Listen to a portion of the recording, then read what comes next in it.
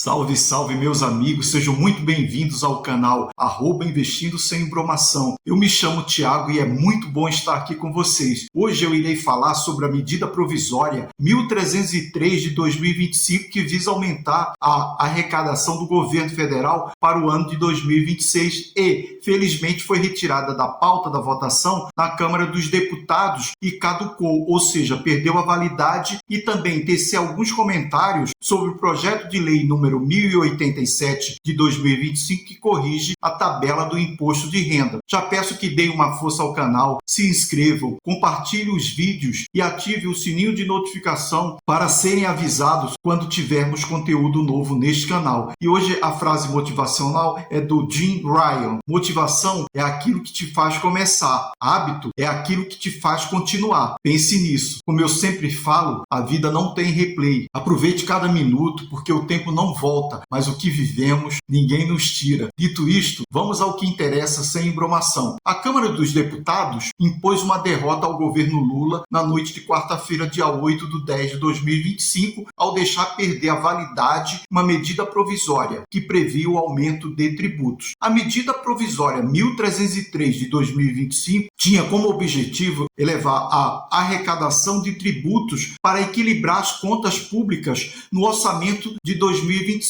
Agora o Executivo busca uma alternativa para arrecadar mais e fechar as contas em 2026. O grande problema está aí. O Brasil já possui uma alta carga tributária. Ninguém mais aguenta pagar impostos neste país. O governo Lula III já adotou medidas que resultaram em aumento de impostos de diferentes setores da economia ao menos 27 vezes desde 2023. Com isso, a carga tributária brasileira subiu de 31,2% do PIB em 2022 para 32,3% do PIB em 2024. Mesmo com uma receita recorde, a receita cada vez mais aumentando, os gastos também sobem numa velocidade alucinante, fazendo com que cada vez mais o governo necessite aumentar mais e mais impostos para manter a máquina pública funcionando. Aí que está o grande problema do Brasil. É isso que está atrapalhando a vida de todos os brasileiros. Nesta terça-feira, o Impostômetro, que é um painel instalado na sede da Associação Comercial de São Paulo e que registra os impostos pagos pelos brasileiros, atingiu a marca de 3 trilhões de reais em 2024. Esses mesmos 3 trilhões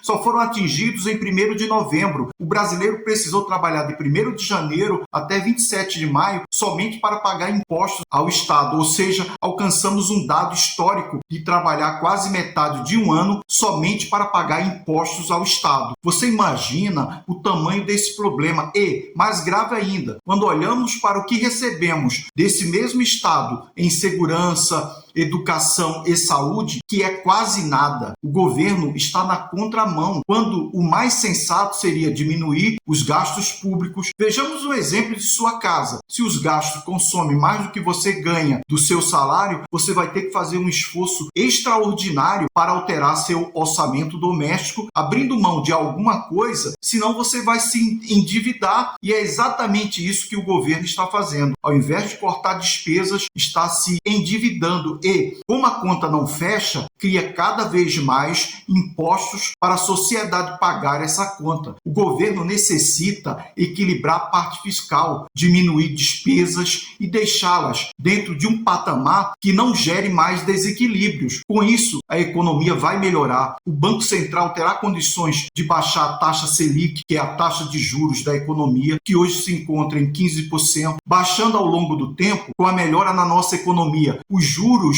no crédito, nos empréstimos e financiamentos ficarão mais baixos, causarão um estímulo no consumo, ou seja, vai gerar mais emprego, mais estabilidade, mais segurança jurídica. O país começará a produzir mais, a própria arrecadação por si só já aumentará. Portanto, equilíbrio é a palavra-chave neste assunto. Nem o céu e nem a terra, como se fala popularmente. Na minha opinião, o governo tem um projeto de poder e não um projeto de Estado, de desenvolvimento, de melhorar as condições de vida do nosso povo. Por 251 a 193 votos, parlamentares tiraram da pauta de votações o texto que havia sido sido negociado como alternativa ao aumento do Imposto sobre Operações Financeiras, o IOF, proposto inicialmente pelo governo. A classe média é a mais prejudicada pelo governo. Quer ver um dado interessante? Hoje já são 95 milhões de brasileiros recebendo benefícios do governo federal. Um plano de governo que não tira as pessoas dessa dependência do Estado já é um plano que falhou. A gente mede que um programa de governo está dando certo quando o número de pessoas recebendo esses benefícios baixou, saíram dessa dependência. Ora, se cada vez mais estão dependendo de ajuda social, alguma coisa está errada. As pessoas precisam de oportunidades. O país deve gerar oportunidades para que essas pessoas possam trabalhar, melhorar suas condições de vida. E não foi isso que aconteceu até aqui. E uma hora essa conta não vai fechar, porque o número de pessoas bancando esses projetos serão cada vez menor. Se o Brasil quisesse mesmo melhorar as condições de vida das pessoas, bastava focar num setor, investir pesadamente em educação pública de qualidade e todos os demais já seriam otimizados. A segurança, a saúde, o emprego e, principalmente, o poder de compra dos brasileiros. Voltando aqui ao assunto principal, e o que previa a medida provisória? A medida provisória 1303 de 2025 estabelecia novas regras para a tributação de aplicações financeiras e ativos virtuais no Brasil. Define como seriam tributados rendimentos de investimentos, incluindo ações, fundos de investimentos, derivativos e criptoativos. Também especifica alíquotas de imposto de renda para diferentes tipos de investidores, como pessoas físicas, jurídicas e investidores estrangeiros. Em regra geral, simplificando, mudaria o seguinte: unificação da alíquota do imposto de renda em 18% para aplicações financeiras, inclusive ações. Hoje, se você tiver lucro sobre a venda de ações, paga 15% de imposto de renda. E na renda fixa, como CDB, por exemplo, existe uma tabela regressiva. Prazo de até 6 meses, 22,5%. De 6 meses a 1 ano, 20%. De 1 ano a 2 anos, 17,5%. E acima de 2 anos, 15%. Com a medida provisória 1303 de 2025, os ganhos na venda das ações você pagaria 18%. CDB não teria essa tabela regressiva e pagaria 18%, independentemente do prazo do investimento, ou seja, seria tudo tributado em 18%. Fim da isenção para vendas de até 35 mil mensais em criptomoedas. Hoje funciona o seguinte: ganho de capital na venda de criptoativos, desde que o total de lucro das vendas no mês não ultrapasse 35 mil, são isentos. Caso ultrapasse 35 mil, usa-se a seguinte regra: 15% para ganhos de capital de até 5 milhões, 17,5% para ganhos de capital entre 5 milhões e 10 milhões e 20% para ganhos de capital entre 10 milhões e 30 milhões e, finalmente, 22,5% para ganhos acima de 30 milhões de reais. Caso a medida provisória 1303 de 2025 tivesse sido aprovada, iria se pagar uma alíquota fixa de 18% em qualquer cenário de lucratividade. Aumento da CSLL de fintechs de 9% para 15%.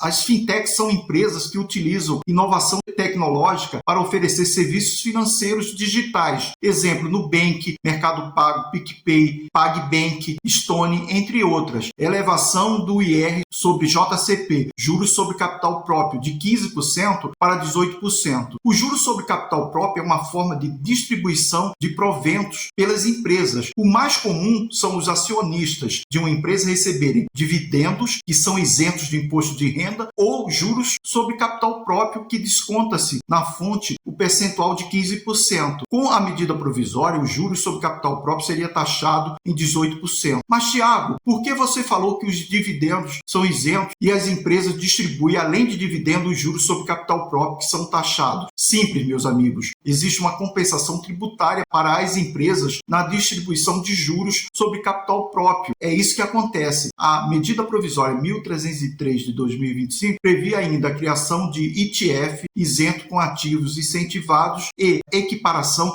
das regras do mercado de balcão às da B3. Em relação ao LCI, LCA, CRI, CRA, debêntures incentivadas, fundos imobiliários e fiagros, por exemplo, esses títulos já eram isentos do imposto de renda, apesar de ter sido cogitada a possibilidade de serem tributados pela medida provisória. Esses títulos continuaram isentos, não foram alcançados pela medida provisória, evidentemente porque haveria um desestímulo a esses tipos de investimentos. A versão original propunha taxação de bilionários, bancos e apostas como forma de aumentar a arrecadação e tinha uma previsão inicial de arrecadar cerca de 10,5 bilhões em 2025 e 21 bilhões em 2026. Com as negociações, a projeção caiu para 17 bilhões, mas a medida provisória caducou e perdeu a validade. No final deste vídeo, eu vou deixar algumas tabelas para quem se interessar com os principais pontos dos impostos que continuam em vigor atualmente, em razão da medida provisória 1303 de 2025 ter sido retirada de pauta pela Câmara dos Deputados. Vamos falar agora do projeto de lei número 1087 de 2025 do Poder Executivo, que altera a legislação do imposto de renda e a tabela de imposto de renda, que estava defasada desde 2015. Esse projeto de lei já passou pela Câmara dos Deputados e atualmente está no Senado Federal, e o governo vai corrigir essa distorção que ocorreu ao longo dos últimos 10 anos. Possivelmente, os rendimentos até o valor de R$5.000 serão isentos de imposto de renda. É importante frisar aqui que, em junho deste ano, o Congresso Nacional já havia aprovado um projeto de lei para isentar de imposto de renda quem ganha até 2 salários mínimos, hoje até R$ 3.036. Do salário de todos não é tributado, ou seja, o salário mínimo é R$ 1.518 vezes 2, R$ 3.036. É isento de imposto de renda. Na Câmara, o relator foi o deputado Arthur Lira, do estado de Alagoas, e no Senado será o senador Renan Calheiros, também do estado de Alagoas. Temos um detalhe interessante nesse projeto. Esses dois políticos irão possivelmente disputar uma vaga ao Senado em 2026 pelo estado de Alagoas, sendo 2 vagas em disputa por cada estado no ano de 2026, num total de 54 vagas, ou 2/3 das vagas. Portanto, serão 2 adversários políticos à frente desse assunto. Outro assunto bem polêmico e carece de uma reforma política é a representatividade no Senado pelos estados e Distrito Federal. Cada um tem direito a 3 senadores, quando essa divisão deveria ser proporcional ao tamanho do estado / Distrito Federal, pois isso causa uma desigualdade representativa no Senado. Vocês percebem que o Senado sempre é liderado pelos senadores do Norte e Nordeste, ou com o apoio dessa bancada? Nos últimos 30 anos, eu fui fazer uma pesquisa, só tivemos 2 períodos de senadores que não foram do Norte e Nordeste. Nos anos de 2001 a 2003, foi o senador pelo Mato Grosso do Sul, Rames Tebet. E nos anos de 2021 a 2023, Rodrigo Pacheco, ambos sem muita expressão no cenário político, mas dificilmente você verá um presidente do Senado pelo estado de São Paulo, o estado mais rico do país, o maior colégio eleitoral do país, não consegue emplacar um senador como presidente do Senado. Essa distorção deveria ser corrigida com uma reforma política, onde cada estado / Distrito Federal fosse contemplado com um número de senadores diretamente proporcional ao número de eleitores daquele estado / Distrito Federal. Hoje existe uma desproporcionalidade, e aqui eu não vou entrar no mérito das justificativas que impedem que essa distorção seja corrigida. No mínimo, é injusta. Por hoje é só, pessoal. Agradeço por sua participação, companhia e confiança neste canal, sempre trazendo informação de qualidade. Afinal, conhecimento é tudo, ninguém nos tira. Aguardo vocês no próximo vídeo, com a graça do Senhor. Que essa conexão seja uma luz de conhecimento. Tenha fé em Deus sempre. Meu muito obrigado.